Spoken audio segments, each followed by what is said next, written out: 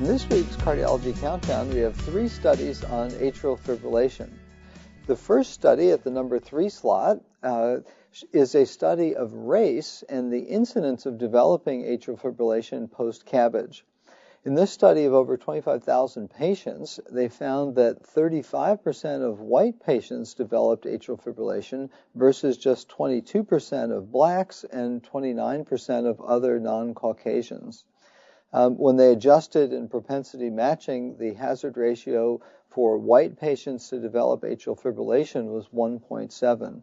There were older patients, white and several other risk factors, greater left atrial size, but lower incidence of hypertension. So I think an interesting aspect that deserves further study of whether race might impact the incidence of atrial fibrillation. At this week's number 2 spot is a study from the RACE-2 study, and this looked at lenient versus strict heart rate control amongst patients with atrial fibrillation. This was a randomized trial, about 500 patients. And from the ECHO sub-study, a report in JACC looked at echo findings before and after the treatment period, and interestingly found no adverse left atrial or ventricular remodeling with either heart rate control strategy. They looked either in the randomized groups or achieved low heart rate versus higher heart rates and found no adverse impact of the lenient heart rate control on left atrial remodeling. And so further support, I think, for the more lenient approach in managing atrial fibrillation.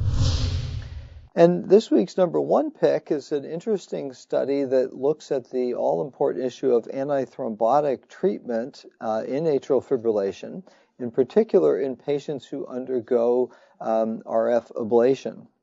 So this was a series of patients, several hundred, who underwent ablation, received warfarin for a 3-month period, and then were transitioned, 80% of them, down to antiplatelet therapy, and only those with prior stroke or early recurrence of Afib were continued on warfarin.